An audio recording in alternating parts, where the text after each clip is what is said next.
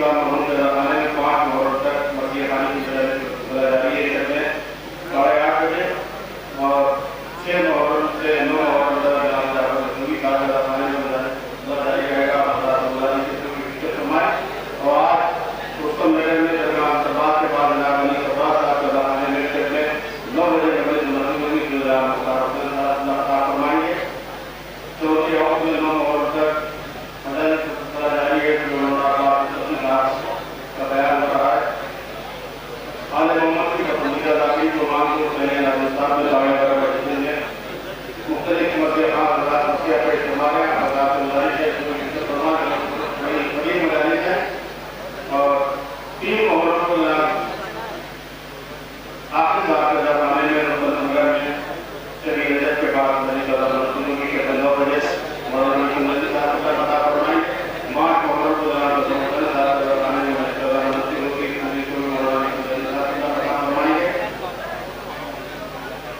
आज से 3 नवंबर से 6 नवंबर तक उत्तर नगर में जनाब अंसारभाई के खाने में मौलाना का बयान जारी रहेगा। फरमाइएगा और ये राशि समाज है कि यहाँ उधर में जो लोग अपनी किताबें लेकर चले आ रहे हैं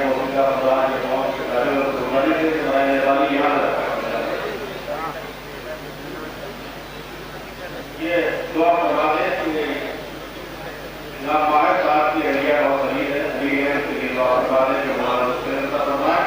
हर एक मॉडल मोमिन जनाब साहब की काफी गरीब है, उसके लिए आप दुआ करवाएं।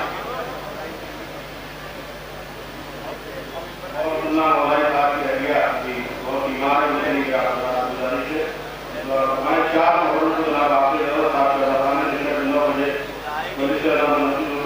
को भी मौलाना फरमाएंगे। गुजारिश है कि इन तमाम मजालिस में कबीर तादाद से शिरकत फरमाएं।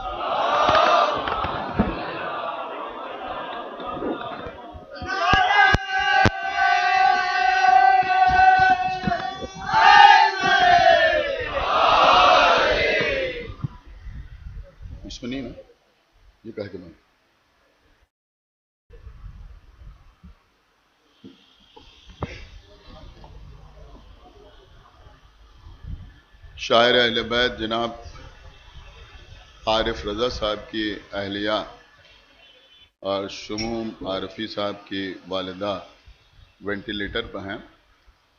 आप हजरात दुआ करें कि खुदावंद आलम उनको बतफ़ैल मोहम्मद वाले मोहम्मद अलैहिस्सलाम सेहत कामिला अता फरमाए। और हमारे नेहरू क्रास के अल्लन साहब की बेटी भी बीमार हैं, उनकी आँखों की रोशनी पर कुछ असर है शुगर की वजह से। आप हजरात दुआ करें कि खुदावंद आलम उनको भी सेहत कामिला अता फरमाए। और रोज़ाना शब में 10 बजे अब्बास मूसवी सल्लमहू के अज़ा खाने में मजालिस का सिलसिला जारी है।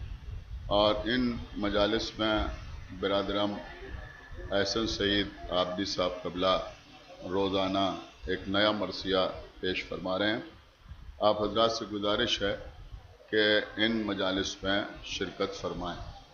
फातिहा।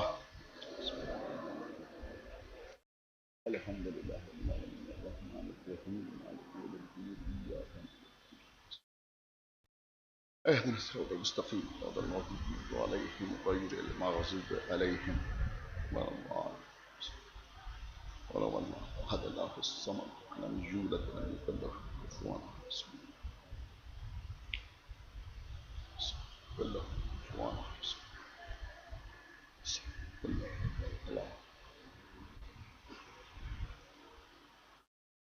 أعوذ بالله السميع العلي العظيم من الشيطان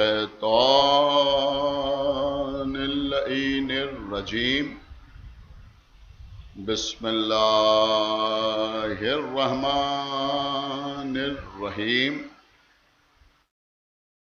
الحمد لله الذي هدانا لهذا وما كنا لنهتدي لولا أن هدانا الله. لقد جاءت رسل ربنا بالحق. الصلاة والسلام على صاحب الدين والإسلام والحل والحرام والركن والمقام والصلاة والصيام والسجود والقيام والشريعة والأحكام والحجة والبرهان والمحبة والعرفان والحق والبيان والكتاب والقرآن. سيدنا ونبينا وشفيعنا ومولانا ومولى الثقلين جد الحسن والحسين أبي القاسم محمد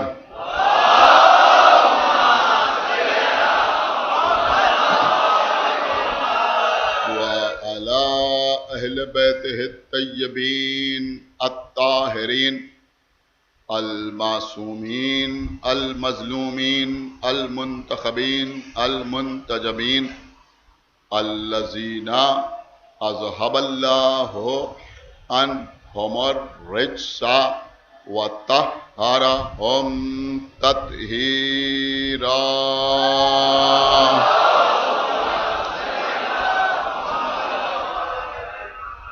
ولعنة الله على أعدائهم وقتلتهم وغاصبي حقوقهم ومنكري فضائلهم ومصائبهم أجمعين من الآن إلى يوم الدين. أما بعد فقد قال الله سبحانه تبارك وتعالى في كتابه المجيد وفرقانه الحميد وقوله الحق. بسم الله الرحمن الرحيم. إن للمتقين तकीना मफाजा सलावात पढ़े पर मोहम्मद।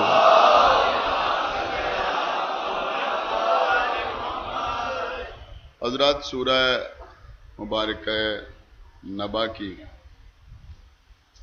मुख्तसर सी यानी बहुत छोटी सी आय मुबारका है, जिस पे खालिक कायनात ने इरशाद फरमाया है कि कामयाबी मुत्तकीन के लिए है, कामयाबी साहिबान तकवा के लिए है।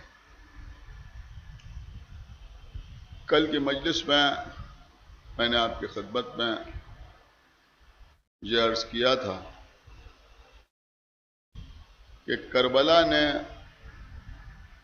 कामयाबी का एक नया और हकीकी मेयार दुनिया को अता किया। अल्हम्दुलिल्लाह कि हम आका हुसैन के अज़ादार हैं। 1400 साल से अज़ा के खिलाफ तकरीरें, तहरीरें, शमशीरें नाकाम और नामुराद हो रही हैं।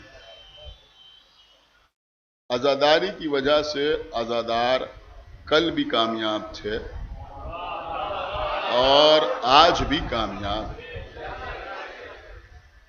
इतनी मुखालिफत के बावजूद न मजालिस में कोई कमी हुई, न मजलिस में आने वालों की तादाद कम हुई, जुलूसों में इजाफा हुआ, कमी न हुई। जहां एक शब्बेदारी होती थी वहां 10 शब्बेदारियां हो रही हैं।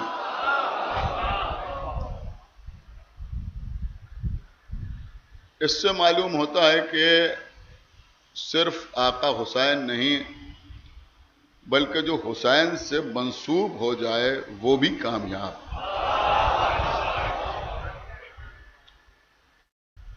हमारे खिलाफ बोलने वाले या यूं कहा जाए कि भौंकने वाले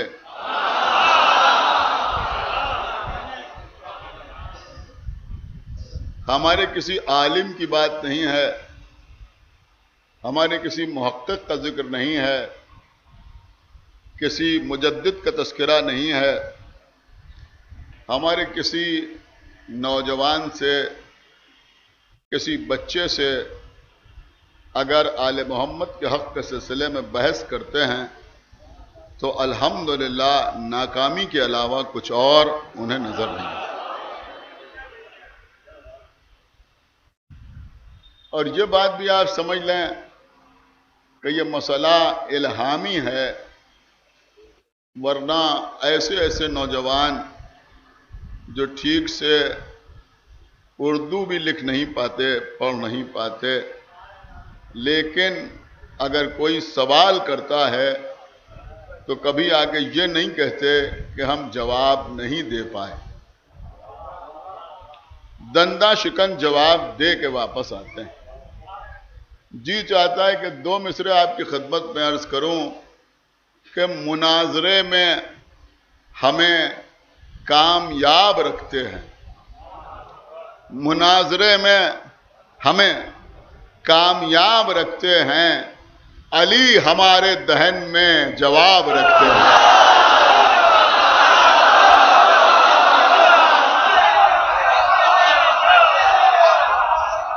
एक सलावत और पढ़ा पर मोहम्मद वाले।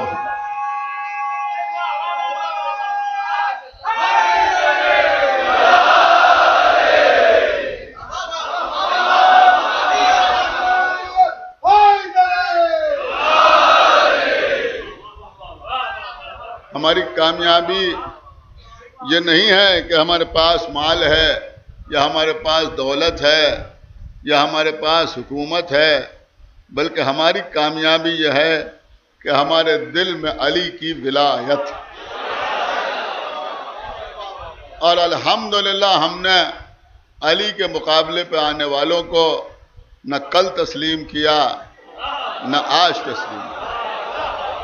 और मैं आपकी खिदमत पे यह भी अर्ज करूं अजीजों कि यहां तो माशाअल्लाह पढ़े लिखे नौजवान बैठे हुए हैं, समझदार लोग बैठे हुए हैं।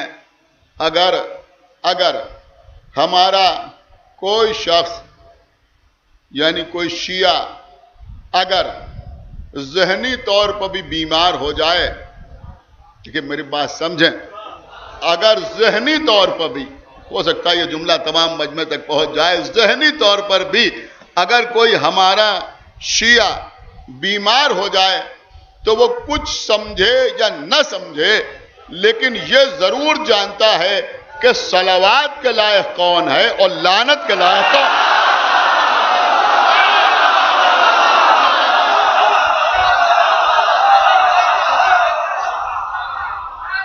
एक सलावात और पढ़े मोहम्मद वाले, ये जानता।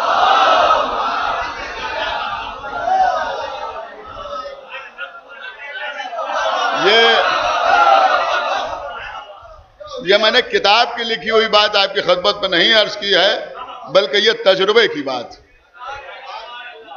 और यहां बैठे हुए अक्सर हजरात मेरी बात की तायद करेंगे कि ये तजुर्बा है, हमने देखे हैं ऐसे लोग, लेकिन बहरहाल वो ये जानते हैं, वो शिया ही क्या जो ये न समझ सके, तो हम अच्छी तरह समझते हैं। आप जरा गौर फरमाएं कि 1400 साल हो गए, कुछ लोग, कुछ अफराद अपनी सारी एनर्जी इस बात पर सर्फ किए दे रहे हैं कि किसी तरह से अपने पीरो मुर्शिद यजीद को लानत से बचा लिया। एक सलावात पढ़े भर मोहम्मद वाले। लेकिन आज तक जर्रा बराबर कामयाबी हासिल नहीं। और अजीजों, आज इस सिलसिले में मेरा जी चाह रहा है कि मैं चंद बातें आप हजरात की खिदमत में अर्ज करूं। देखिए, मौला का करम है, हम कुछ थोड़ा बहुत शेर कहना भी जानते हैं। हम अल्फाज के जरिए, मुकफ़ा और मुसज्जा इबारत के जरिए मजलिस पढ़ सकते हैं, आपकी दाद भी हासिल कर सकते हैं, और वो भी बहरहाल हर एक के बस में नहीं होता। लेकिन हम ये चाहते हैं कि कुछ बातें इस अशरे में नौजवानों तक पहुंच जाएं।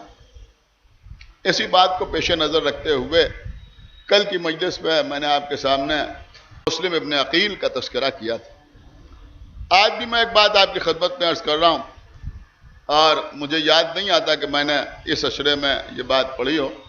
गालिबन डॉक्टर असद अब्बास साहब के अज़ाखाने में जो मजालिस का सिलसिला होता है, शायद उसमें मैंने 3-4 साल पहले ये चीज़ पढ़ी थी। तो बहरहाल वो हजरात जो यहाँ तशरीफ़ फरमाए उनमें सब के सब वहाँ नहीं होते, एक बड़ा मजमा यहाँ मौजूद होता है, लिहाजा जी चाहता है कि आपकी खिदमत में अर्ज करूँ, पूरी तवज्जो के साथ आप समाअत फरमाएं। देखिए अजीजों, सन 60 हिजरी है, सुने बहुत तवज्जो के, सन 60 हिजरी है, रजब की 21वीं तारीख, सन 60 हिजरी रजब की 21वीं तारीख, दमिश्क के, दमास्कस के एक महल में, एक हुजरे में,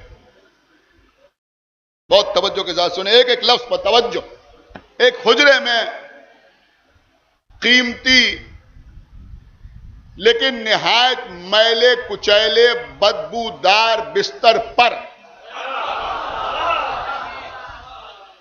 हाकिम शाम,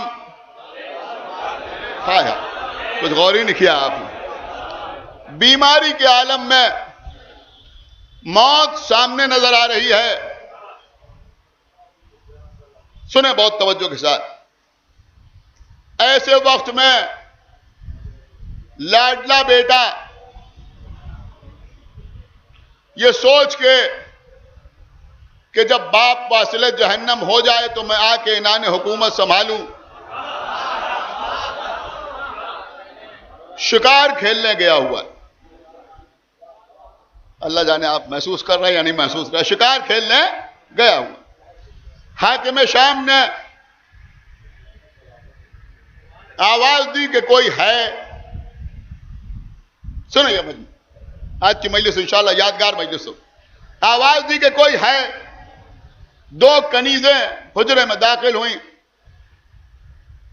उनसे कहा कि मेहमान खाने में जाओ, हुकूमत के कारिंदों में अगर कोई हो तो उसे बुला लो।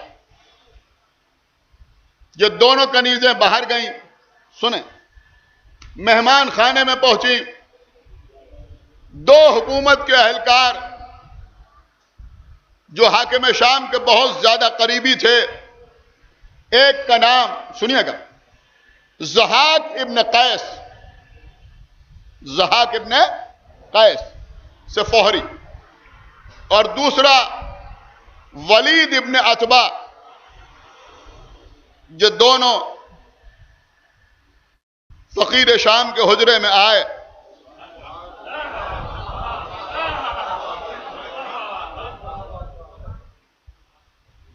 इन दोनों को गौर से देखा। इस वक्त अगर आपने गौर से सुन लिया तो मैं समझूंगा मैं कामयाब। गौर से उन दोनों को देखा, कब बैठो, वो बैठे। कनीज को हुक्म दिया जरा कलम और कागज ले आओ। आ गया कलम और कागज।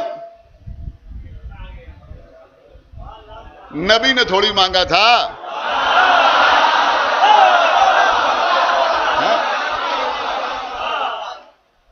कलम और कागज आया, इन दोनों की तरफ बढ़ाया गया।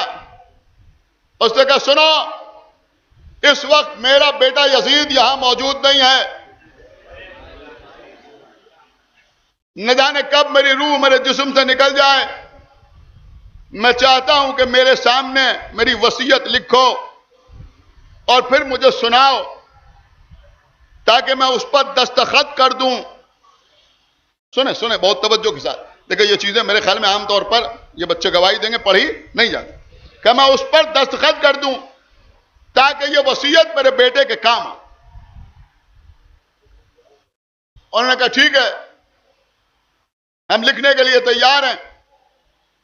हाकिम शाम ने कहा लिखो, ऐ मेरे बेटे यजीद, दुनिया में किसी बाप ने अपने बेटे पर, देखिए उसी के जुमले हैं जो दोहरा रहा हूं, नकल कफर कफर ना बाशत। ये कहता है दुनिया में किसी बाप ने अपने बेटे पर वो एहसान न किया होगा जो मैंने तुझ पर किया है। अब देखिए ये माविया के जुमले हैं। वो कह रहा है कि मैंने तेरे जैसे नालायक को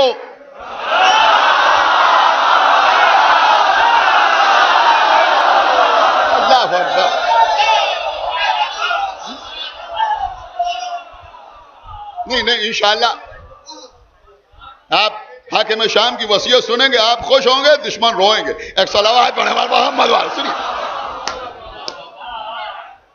मैंने तेरे जैसे नालायक को अपना जानशीन बनाया। मैंने तेरे जैसे फासिको फाजिर को, अल्लाह अकबर, क्या सुन रहे हैं आप? अमा जिसे फासिको फाजिर कहे,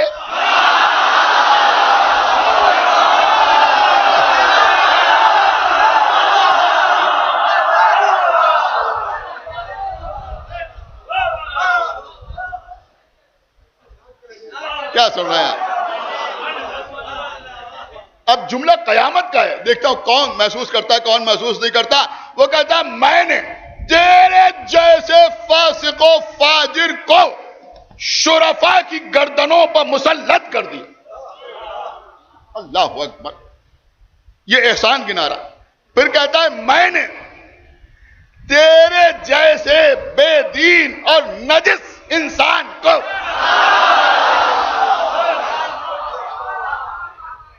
पाक और पाकीज़ा दीन का खलीफा बना दिया। इससे बड़ा एहसान कोई क्या कर सकता है? अब तुम आके इन्होंने हुकूमत संभालना, लेकिन देखो अब जरा और लोगों के बारे में भी सुनिए क्या लिखा हाकिम शाम का। लेकिन देखो तुमको अपनी हुकूमत के सिलसिले में 5 अफराद से खतरा महसूस होगा। 5 अफराद से। सुन रहा है मजमा? देखिए आज की मजलिस बहुत तवज्जो के साथ सुनिएगा, तारीखी मजलिस हो रही। का 5 अफराद से तुमको शदीद खतरा होगा। मैं उनके नाम भी तुम्हें बता रहा हूं और उनकी कमजोरियां भी तुम्हें बता रहा हूं। आप हमादा हो गए ना? एक सलावत पढ़े बर मोहम्मद व आले मोहम्मद। सुनो बेटा सुनो। अब ज़हाक बिन कैस लिख रहा है, वलीद इब्ने अतबा देख रहा है, लिखे जा रही वसीयत का। सुनो, पहला शख्स जो खिलाफत का दावेदार बनकर तुम्हारे मुकाबले पर आ सकता है वो है अब्दुल्ला इब्ने उमर। देखिए तारीख मैं पढ़ रहा हूं, जब लिखने वालों को लिखने में कोई शर्म नहीं तो हम बयान करने में क्यों तकल्लुफ करें। पहला शख्स, आखिरी आदमी तक तवज्जो, कबला सुन रहा है। पहला शख्स जो तुम्हारे मुकाबले पे आ सकता है वो अब्दुल्ला इब्ने उमर, इसलिए कि वो खलीफा दोम का बेटा है, उसके दिल में भी खिलाफत की तमन्ना है, वो खिलाफत का दावेदार बनकर तुम्हारे सामने आ सकता है। लेकिन उसकी 3 कमजोरियां हैं। देखिए बहुत ही मैं जुमले सोच समझ के इस्तेमाल करता हूं। यह शख्स हाकिम शाम, मैं कभी नहीं कहता होशियार, होशियार नहीं चालाक। लफ्जों का इंतखाब बहुत सोच समझ के होना चाहिए। बहुत चालाक, बहुत तैयार। लिहाजा एक बात निकला कह रहा वो उसकी 3 कमजोरियां हैं। किसकी? अब्दुल्ला इब्ने उमर की 3 कमजोरियां। उसने कहा उसकी पहली कमजोरी उसका छोटा भाई है जिसका नाम है आसिम इब्ने उमर। उसकी बेटी जिसका नाम उम्मुल मिस्कीन है, जिसकी कुन्नियत, वो तेरी बीवी है। सुना आपने? वो तेरी बीवी है, वो तेरी जोजा है। लिहाजा आसिम का खानदान तेरी मुखालिफत नहीं करेगा। और यह भी अब्दुल्ला इब्ने उमर की कमजोरी है। कुछ गौर किया आपने या नहीं गौर किया? मैंने यूं ही नहीं अर्ज किया, आप जरा गौर करें कि रिश्ते कहां से कहां जुड़े हुए हैं। आप समझे ये यजीद के लिए सॉफ्ट कॉर्नर क्यों है? किसका दामाद है? एक सलावत पढ़े बर मोहम्मद वाले मोहम्मद। मालूम होना चाहिए ना। इसलिए वो तेरी मुखालिफत ना करे। दूसरी कमजोरी अब्दुल्ला इब्ने उमर की यह है कि वो पैसे का हरीस, माल से बड़ी मोहब्बत है। लिहाजा उसके वजीफे में इजाफा करते रहना। हाय हाय, सुन रहे हैं? उसके वजीफे में इजाफा करते रहना। लिहाजा बस वो कंट्रोल रहे। फिर उसने लिखा, अब देखिए इस चीज को आप अपने समाज में भी देख सकते हैं, खुदा के लिए बहुत तवज्जो। उसने कहा तीसरी कमजोरी उसकी यह है कि उसे बड़ा बनने का बड़ा शौक। देखिए यह शौक भी कयामत का होता है, सबसे बड़े हम। आपने तवज्जो नहीं फरमाई, ये अजीब व गरीब मिजाज होता है, सबसे बड़े हम मगर उम्र में नहीं। एक सलावत पढ़े बार मोहम्मद। आपने शायद लुत्फी हासिल ना किया, मैं क्या अर्ज कर गया कि सबसे बड़े हम हैं। उम्र का मामला में आए तो बहुत छोटे, सबसे छोटे, लेकिन यूं ओहदे में, मनसब में, इल्म में, हैं, माल में सबसे बड़े हम। ये लोगों का मिजाज होता है, उनका सबसे बड़े हम। तो उसने कहा कि अब्दुल्ला इब्ने उमर की एक कमजोरी यह है कि उसे बड़ा बनने का शौक। अब अजीजों हाकिम शाम का जुमला है, जैसे जी चाहे वैसे सुनिए, चाहे बोल के सुनिए, चाहे खामोश रह के सुनिए, चाहे नारा लगा के सुनिए। उसने कहा देखो अब्दुल्ला इब्ने उमर का मामला यह है कि अगर उसे बड़ा बना के जहन्नम में भी लेखा ले जाया जाए तो वो दौड़ता हुआ चला जाएगा।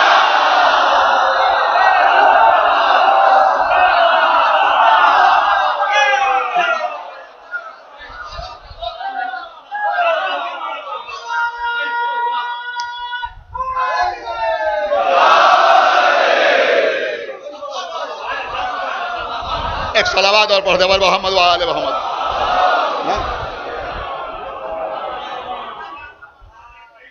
एक बाबा से बुलंद सलावात पढ़े मोहम्मद वाले मोहम्मद।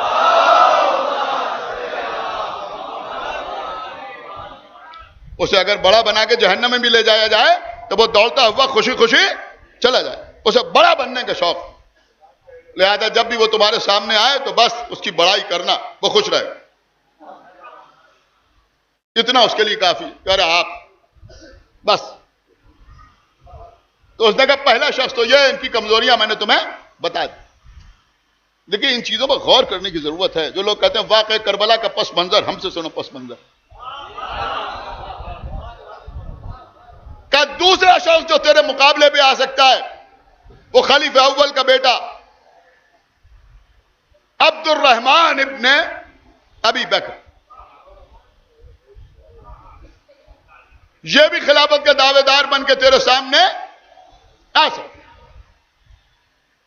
मगर इसकी कमजोरी इसकी ताकत है। देखिए अजीब जुमला उसने लिखा, उसने कहा इसकी कमजोरी इसकी ताकत, इसलिए कि किंदी कबीले से इनकी रिश्तेदारी है। अब वह बहुत बड़ा कबीला है, लिहाजा यह उसे अपनी ताकत समझता है। तुम अशस इब्ने कैस की औलादों को, कल मैंने तस्करा किया था, मोहम्मद इब्ने अशस को, कैस इब्ने अशस इब्ने कैस को, मोहम्मद इब्ने अशस को और अब्दुर्रहमान इब्ने मोहम्मद इब्ने अशस को, इन लोगों को अपने साथ मिलाए रखना तो अब्दुर्रहमान इब्ने अबी बकर तुम्हें कोई नुकसान ना पहुंचाए, इसलिए कि ये सब उसके अजीज व अकारिब। देखिए ये बताना बहुत जरूरी है कि जो मुस्लिम से लड़ने के लिए आए थे उनकी रिश्तेदारी किससे थी का। एक तो यह है। उसके बाद उसने कहा कि तीसरी शख्सियत, आप बोर तो नहीं हो रहे, एक सलावात पढ़े बार मोहम्मद वाले सुनिए। कबला मेहनत करना पड़ती है, बहुत तवज्जो आप हजरात की ज्यादा। उसने कहा तीसरी शख्सियत है सईद इब्ने उस्मान, तीसरे खलीफा का बेटा। यह भी खिलाफत का दावेदार बन के तुम्हारे सामने आ सकता है, लेकिन आसानी से यह खिलाफत का दावा न करेगा। और सुनो, अब यह मजमा सुने बहुत तवज्जो के साथ, अगर कभी सईद इब्ने उस्मान तेरी मुखालिफत में सामने आए तो उसे सिफ़ीन का आईना दिखाना, उसे सिफ़ीन का आईना दिखाना कि यह सिफ़ीन की जंग हमने तुम्हारे बाप के खून के इंतकाम के लिए लड़ी थी, तो वो खामोश हो जाएगा। और उसके बाद उसने लिखा कि लिखो, यजीद के नाम वसीयत हो रही ना, उसने कहा लिखो कि देखो सईद इब्ने उस्मान का मुतबादिल मरवान है जो उसका बहनोई है। यह मैं इसलिए अर्ज कर रहा हूं कि समझ में आए कि करबला के जालिमों के सकीफा से क्या रिश्ते थे।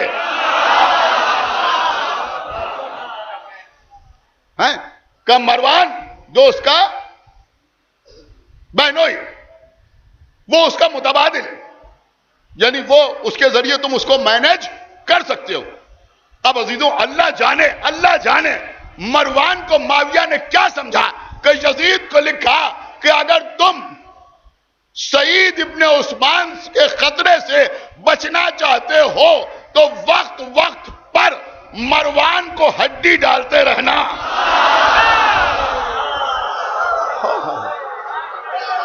एक सलावात बराबर मोहम्मद वाले मोहम्मद।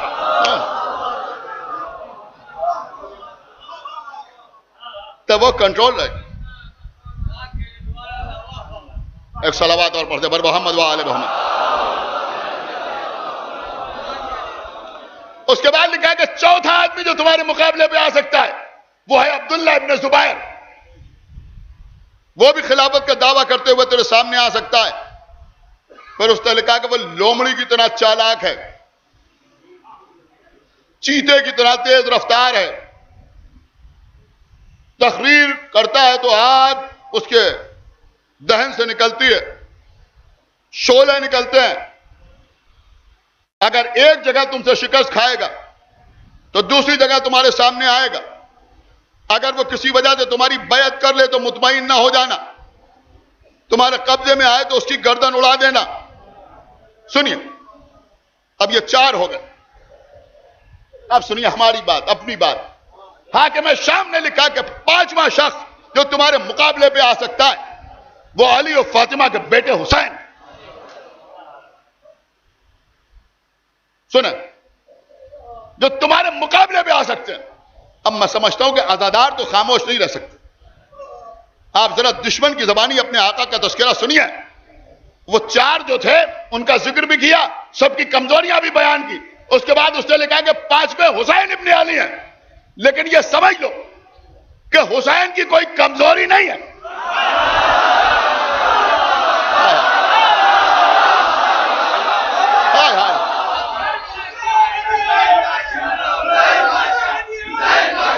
हुसैन बादशाह, हुसैन बादशाह, हुसैन बादशाह, हुसैन बादशाह, हुसैन बादशाह, हुसैन बादशाह, हुसैन बादशाह,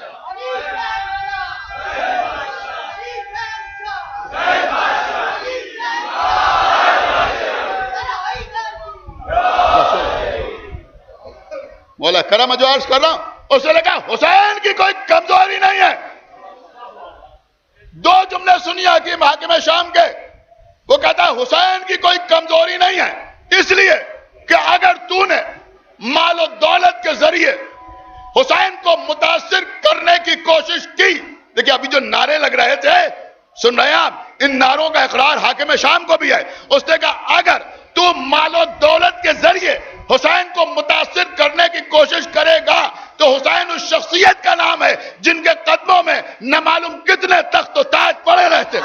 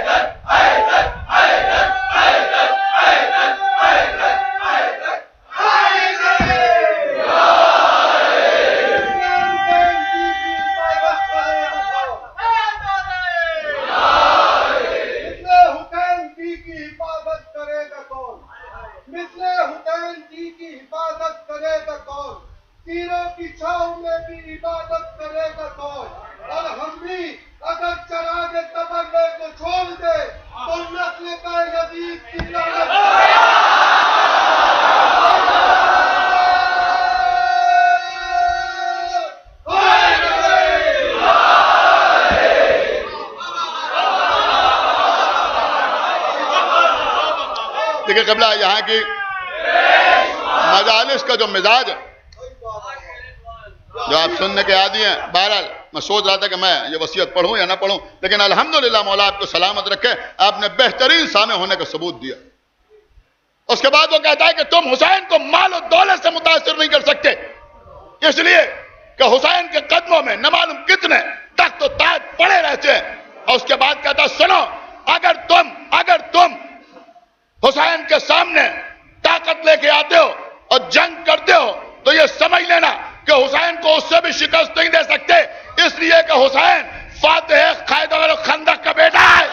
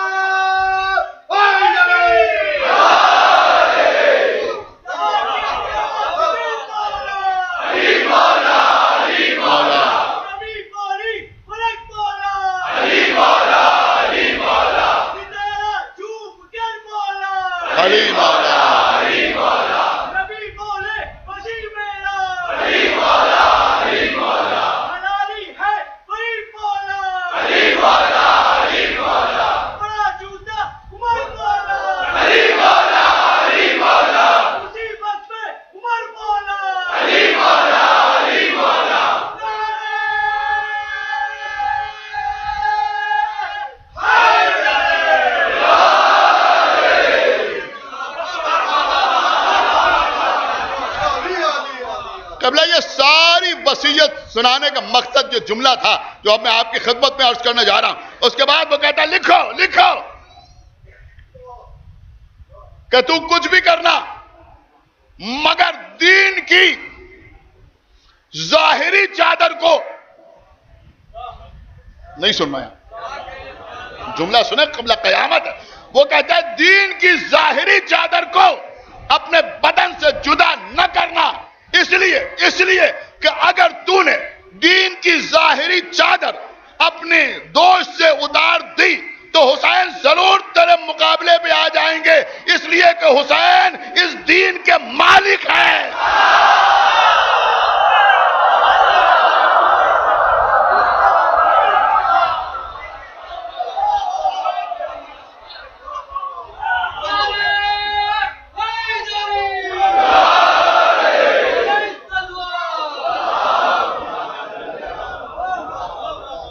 बस अजीजों, गर्मी में भी शिद्दत है, बहुत देर आपको जहमत नहीं देना चाहता।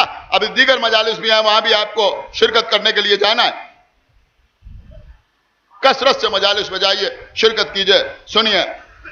जहां जहां फदाइल व मसाइब अहले बैत बयान कर रहे हो रहे हो, वहां जाइए, सुनिए। हमें भी जो कुछ आता है वो हम आपकी खिदमत में अर्ज कर रहे हैं। ना आलिम होने का दावा है, न खतीब होने का गुरूर है, न फसाहत और बलागत पर नाज है। बस बच्चे यूं समझें कि जैसे आप शेयर करते हैं ऐसे ही जो हम पढ़ते हैं वो आपके साथ शेयर कर लेते।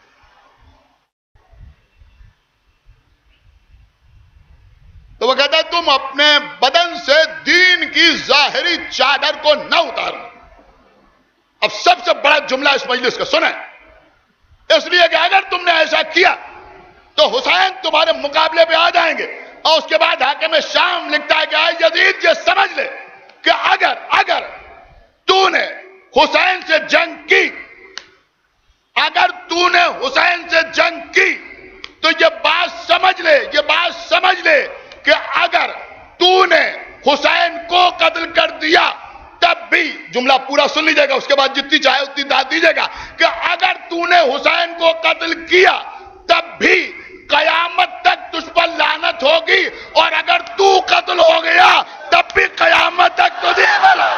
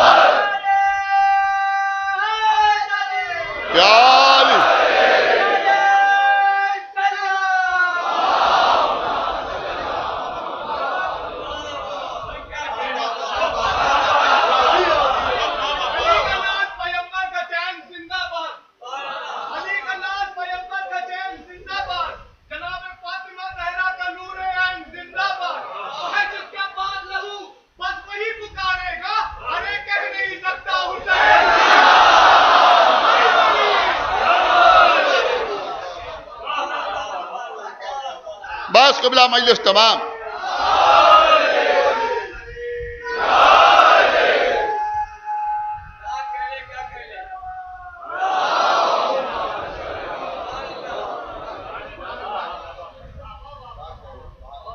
बहरहाल ये वसीयत की 22वीं रजब को ये अपने असल वतन पहुंच गया।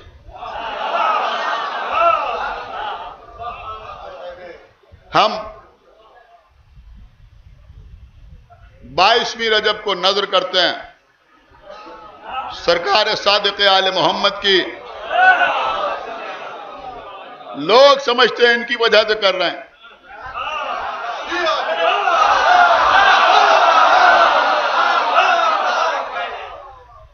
अब जब तुम इनका फातिहा नहीं करते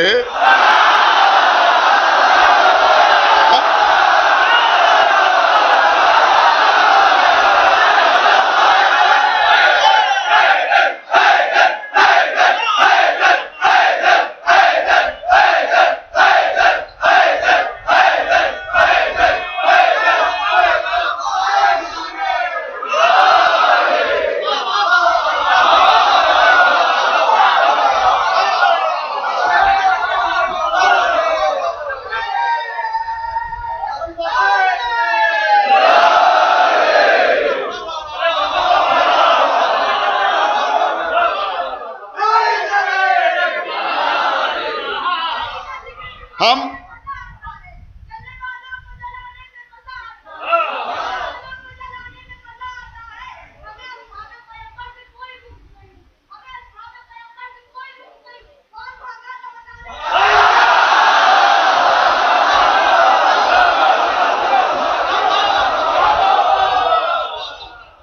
हमारा पैसा फालतू थोड़ी है। हम अपना माल राह हुसैन में खर्च करते हैं, मौला अली के नाम पर खर्च करते हैं, इमाम हसन का दस्तरखान करते हैं, आइम्मा के नाम पर खर्च करते हैं। हम इन लोगों के नाम पर माल थोड़ी खर्च करते हैं। हम पागल हो गए हैं जो इनके नाम पर पैसा खर्च करेंगे, इनके नाम पर लोगों को बुला के कुछ खिलाएंगे। वो तो हम इमाम जाफर सादिक अलैहिस्सलातु वस्सलाम की नजर करते हैं। ऐसा भी नहीं है, ऐसा भी नहीं है कि इनके मरने पर हम खुश नहीं होते। नहीं, खुश तो होते हैं, खुश तो होते हैं, खुश तो होते हैं। अगर तुम्हारी दिलाजारी ना हो, परेशान ना हो, तो हमारे घरों में आके देखो। अगर हमें कुछ याद बनाना होती है तो घर ही का कूड़ा करकट समेट कर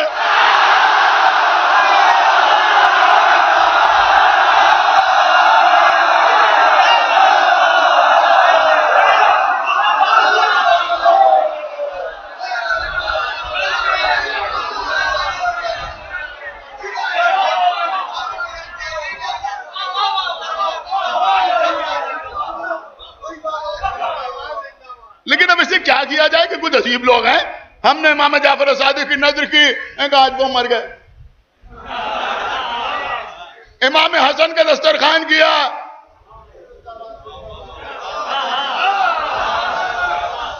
आज वो मर गए। हमने गदीर का प्रोग्राम किया,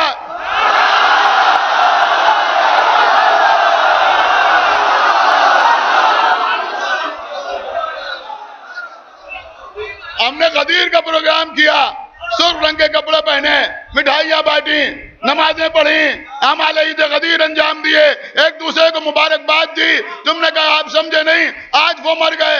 अब हमारी समझ में तो ये आता है कि तुमको हमसे न मालूम कौन सा हसद हो गया है, कौन सी जलन हो गई है। जब हम खुश होते हैं तुम्हारे घर में कोई मर जाता है।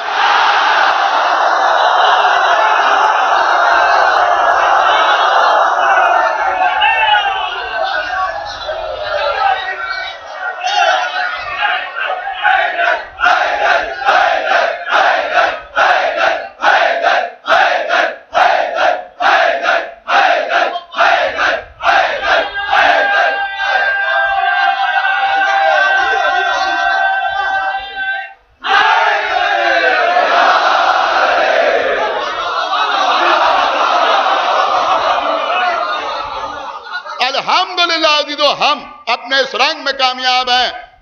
हुकूमतें बदली, पार्टियां बदली, दल बदले, निजाम बदले, अल्हम्दुलिल्लाह हम कामयाब हैं। हमारे मिंबर का मिजाज नहीं बदला।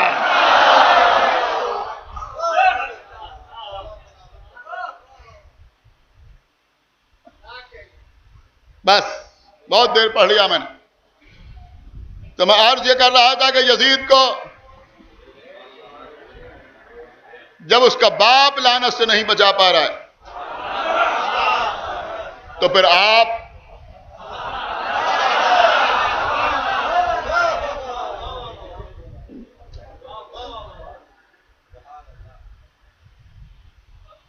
अजीजों, आका हुसैन ने तौहीद इलाही के तहफ़्फ़ुज़ के लिए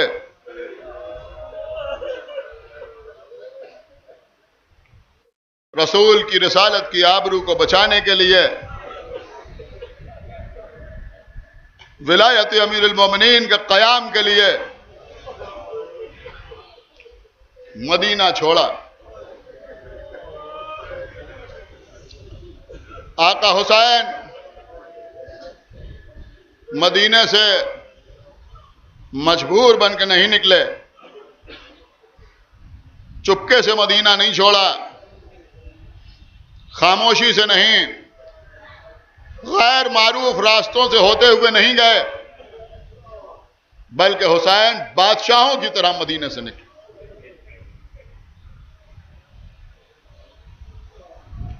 बादशाहों की तरह। कल आपने शाही जुलूस में शिरकत की, लोग कहते हैं ये माही मरातिब क्या हैं, ये इतने झंडे क्यों हैं, इतने परचम क्यों हैं, ये घोड़े क्यों हैं। ये बताने के लिए कि देखो हुसैन मदीना से बादशाहों की तरह निकले। मैं इंशाल्लाह कल या परसों आपकी खिदमत में अर्ज करूंगा, कसीर असासा लेकर हुसैन घर से निकले। न मालूम कितने ऊंट, कितने घोड़े,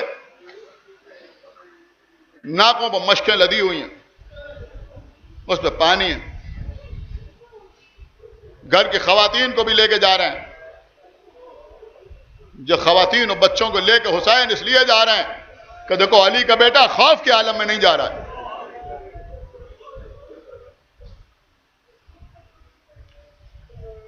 चले आका हुसैन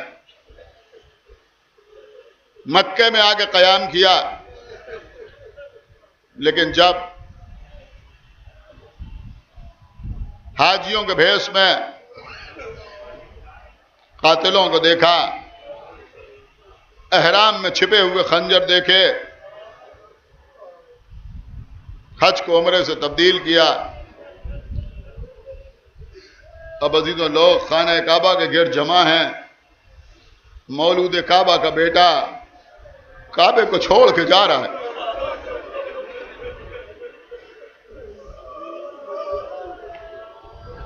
एक बात तो समझ में आई कि यह हाजी हज करने के लिए तो आ गए, लेकिन हज की रूह से वाकिफ नहीं। अगर रूह से वाकिफ होते तो हुसैन के साथ रहते। आका हुसैन आगे बढ़े, कुछ दूर पहुंचे थे कि किसी ने कहा कि अब्दुल्ला इब्ने जाफर, जिनसे आपने कहा था कि आप वापस चले जाएं, वो फिर वापस आ रहे हैं। बीमार थे, फरमाया था मक्के में कि आप मदीने वापस चले जाएं। रोका काफिले को। अब्दुल्ला आए, आका मैं अपनी ज़ौजा से कुछ गुफ्तगू करना चाहता हूं। बिस्मिल्लाह।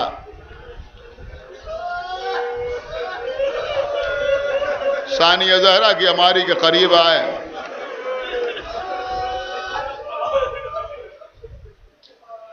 ए अली और फातिमा की बेटी, आप पर हमारा सलाम हो।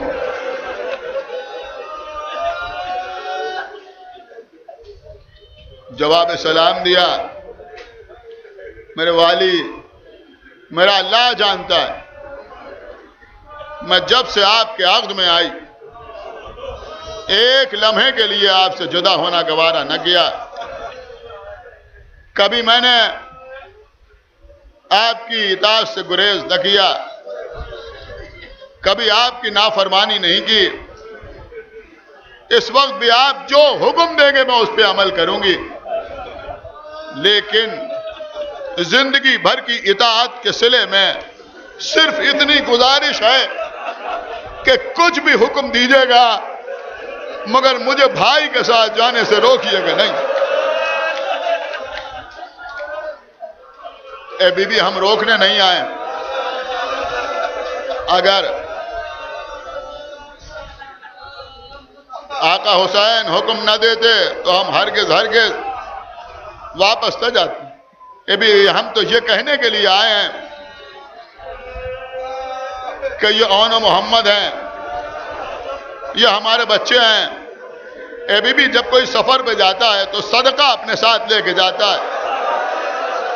इन दोनों बच्चों को आप अपने साथ लेके जाइए, बेटा समझ के नहीं, हुसैन का सदका समझ के। कभी हुसैन पर कोई वक्त पड़े तो एक को मेरी जानिब से कुर्बान कर दीजिएगा, एक को अपनी जानिब से हुसैन पर कुर्बान कीजिएगा। ए मेरे वाली, चाहती तो मैं भी यही थी कि बच्चों को साथ लेके जाऊं, लेकिन गैरत आ रही थी आपसे कहते हुए। मेरा अल्लाह आपको सलामत रखे। ज़ैनब ने ओन मोहम्मद को साथ लिया, काफिला चला, बहुत सी मंजिलें रास्ते में आईं, हुर का रिसाला मिला और आगे बढ़े। मुस्लिम की खबर शहादत मिली। आज 2 मुहर्रम है।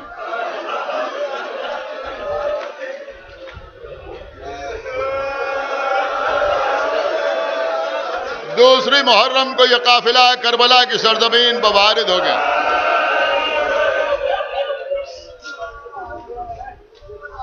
चलते चलते आका हुसैन का घोड़ा रुका। बस 10 मिनट के अंदर मजलिस तमाम हो रही। मसाइब में कोई कमी न करूंगा। इस इमाम बाड़े के अशरे का बुनियादी जुज मसाइब करबला है। आप यहां रोने के लिए आते हैं। घोड़े ने आगे बढ़ने से इनकार किया। का दूसरा घोड़ा लाओ। दूसरा घोड़ा आया, इससे उतर के उस पर सवार हुए, वो भी आगे न बढ़ा। तीसरा, चौथा, 6 घोड़े तब्दील किए, कोई आगे न बढ़ा। शायद ये बताने के लिए कि हम ही नहीं, अगर घोड़े भी हमारे साथ आ जाएं तो अपनी मंजिल को पहचानते हैं। भैया अब्बास, ऐसा लगता है हमें इससे आगे नहीं जाना। जो लोग यहां रहते हैं उनको बुलाओ। बनी असद को लेके आए। आका हुसैन ने बनी असद से पूछा कि ये बताओ कि इस सरजमीन को क्या कहते हैं। किसी ने कहा आका, इसे शत्ते फुरात कहते हैं।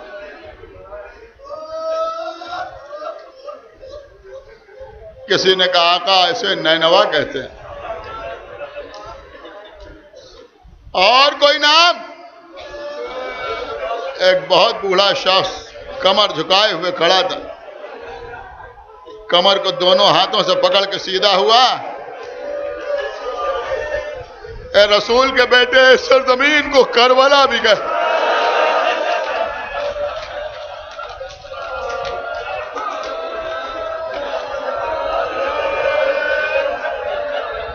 आका हुसैन ने फरमाया, कर वो बला।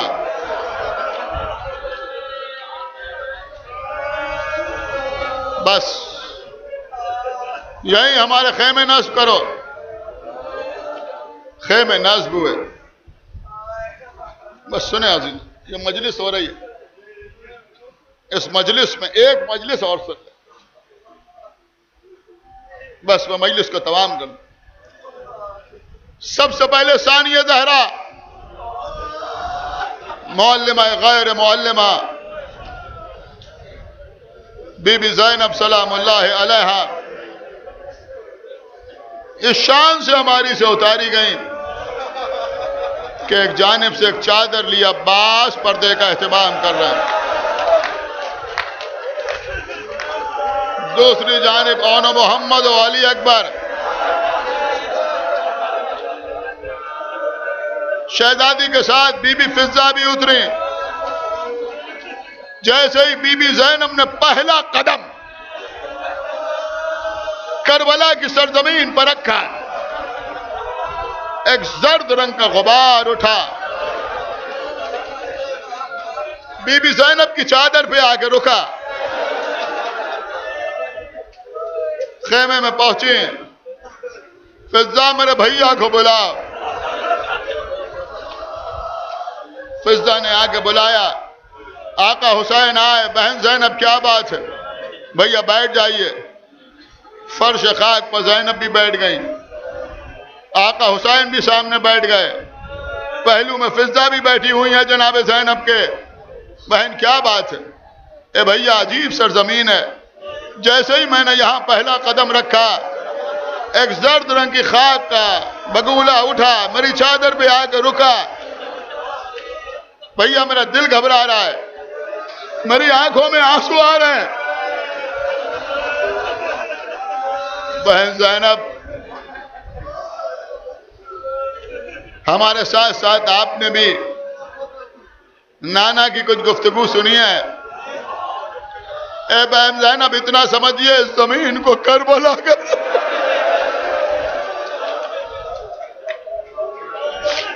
अल्लाहू अकबर।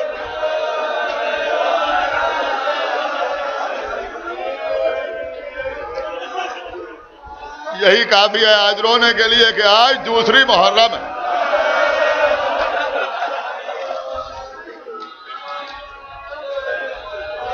ए बीबी, ये वो जमीन है कि जहां आदम आए तो रोए, नूह आए तो उन्होंने गिरिया किया, इब्राहिम आए तो उन्होंने आंसू बहाए, हर नबी यहां पे आके रोता रहा। ईसा आए तो गिरिया करते रहे। जब पूछा कि परवरदिगार ये हमारी आंखों से आंसू क्यों बह रहे हैं, तो हर नबी को बताया गया कि इस सरजमीन पर आखिरी नबी का नवासा 3 दिन का भूखा प्यासा शहीद किया जाए। देखिए अजीजों, ये करबला की सरजमीन पर 2 मुहर्रम को मजलिस हो रही। मजलिस पढ़ने वाले खुद आका हुसैन, जिसके मसाइब है वो खुद बयान कर रहा है। सुनने वाली शहजादी ज़ैनब और बीबी फिज़्ज़ा, इससे बड़ी मजलिस क्या होगी। कहा बहन ज़ैनब, जब बाबा जंग सिफ़ीन के लिए जा रहे थे तो इस सरजमीन पर से गुजर हुआ, हम साथ साथ थे। बाबा ने घोड़े को रोका,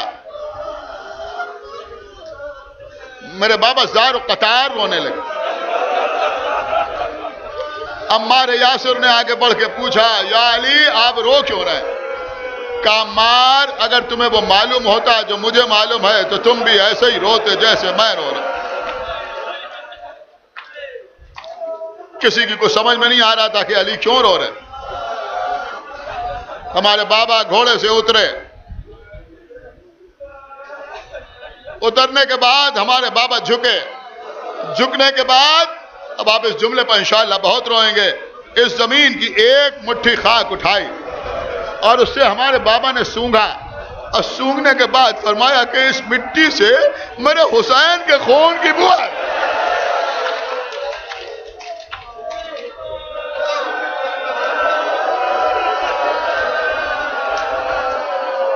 बहन ज़ैनब, असहाब समझ नहीं पा रहे थे कि अली क्या कह रहे हैं।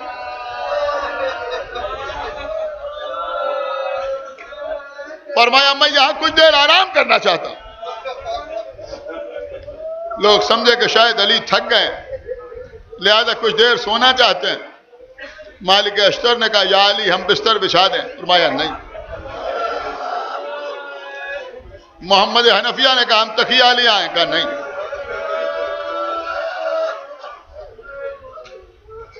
भैया हसन ने कहा, बाबा ओढ़ने के लिए चादर ले आए? कहा नहीं। हमारे बाबा फर्श खाक पर लेट गए। फर्श खाक पर लेटे। कहा हुसैन मेरे पहलू में लेट जाओ। मैं आके अपने बाबा के पहलू में लेट गया। अजीजों, एक मंजर और याद आ गया। यहां करबला में अली लेटे, हुसैन को अपने पहलू में लिटाया, लेकिन वक्त रुखसत हुसैन करबला की सरजमीन पर लेटे। आओ सकीना आओ।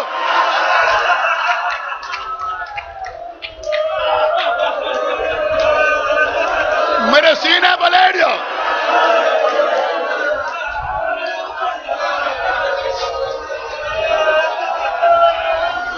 बयान कर रहे हैं आका हुसैन। बहन ज़ैनब,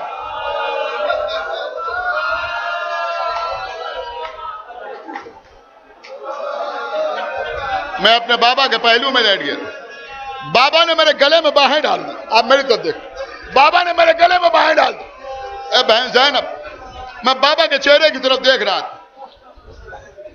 मैंने देखा कि कर्ब के आसार नमूदार हो रहे हैं। कुछ देर के बाद बाबा घबरा के उठे।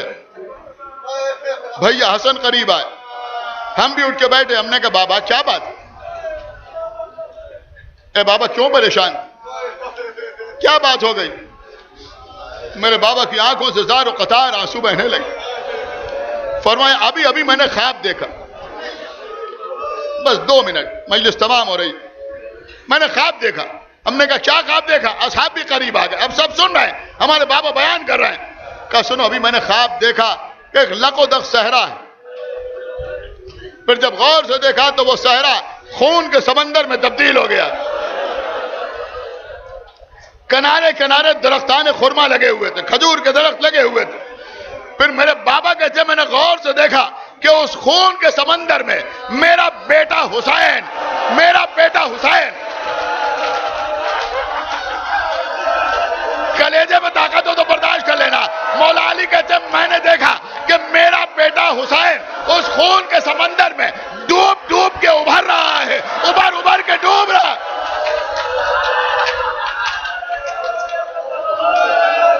और आवाज दे रहा है हल में नासरे अंसरना।